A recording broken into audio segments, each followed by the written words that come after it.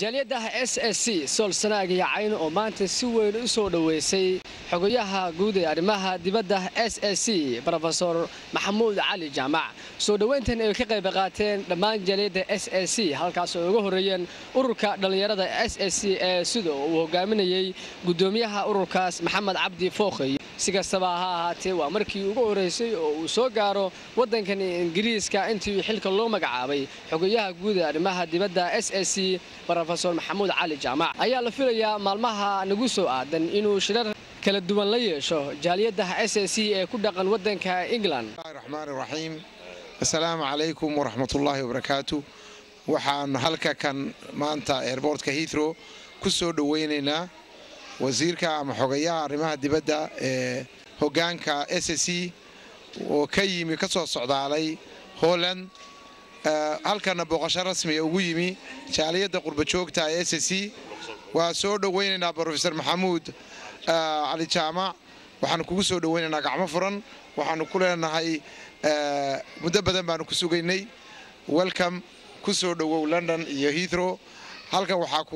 kugu soo dhaweynaya xubnaha dhalinyarada odayaasha waxgaradka beelweynta SSC oo runtii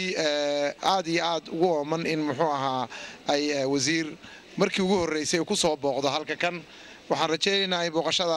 booqashadaadu ay noqon doonto mid midho dhasha waxaan rajaynaynaa in aynu hawlo badan oo wax taru ah dalkii iyo dadkii iyo hogaankaba inaynu qaban doono insha Allah marka ku soo dhawow barakaatu waan salaamaya marka hore mar labaadkana aad iyo aad baan ku mahadnaqayaa muddo badan waan soo socday hadda waa imi waxay la tahay sida Maxamed Cabdiraxmaan sheegay wax fara badan bay tahay inaan qabanno waxaan sidii sheegayaa yani inaad ogaataan maanta yani deegaanada SSC cidda kaliya wax laga weydiin kara ay tahay hoggaanka SSC ee la yiraahdo midnimada iyo badbaadada yani gudo iyo dibadba taa yani ku biyacba aad iyo aad baan idinka mahadnaqayaa mar labaad waynu wada shaqayn doonaa insha Allah taala SSC maanta waxay la tahay inay ka mid noqon doonto ama ay taariikhda u galayso halkii ay SWL ku jirtay Soomaalida qarnigii la soo dhaafay ay ugu jirtay maanta SSC ugu jirtaa SSC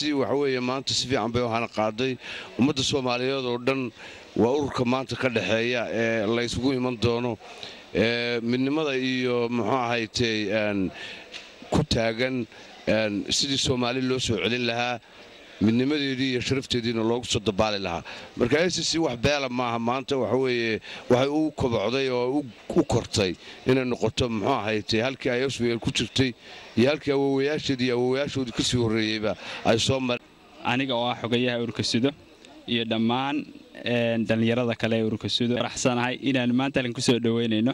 xogayaha arrimaha dibadda SSC nasiib waxaan u helay hadaanu nahay dadka ku dhaqan UK inaanu maanta la kulanno soo dhaweyno anagoo ku faraxsan wasiirka arrimaha dibadda SSC magacaygu waa Cabdirasaaq Khaliif Maxamuud Salxaan halkan waxaanu ku soo dhaweynay maanta mudane Maxamuud Cali Jaamac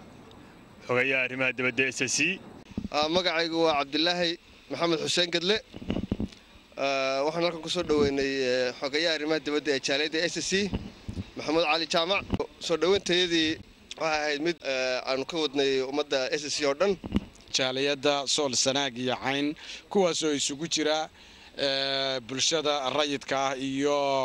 jaaliyada maamulkii jaaliyada iyo ururka dhalinyarada ee la yiraahdo Suudo halkaana waxaanu ku soo dhaweynaynay xogayaha arrimaha dibadda ee hoggaanka Sool iyo Sanaag iyo Cayn waxaana halka ka soo qayb galay dadweyne aad iyo aad u fara badan magacayga waa Seenib Salmaan Darwiish waxaanu halkan ku soo dhaweynaynaa anagoo ah jaaliyada SSC London UK wasiirka arrimaha dibadda magacaygu waa Khatar Xasan Saadle maanta halkan waxaan ku soo dhaweynaynaa wasiirka arrimaha dibadda SSC Maxamuud Maxamed Xasan Maxamuud Boocame Somali Journal London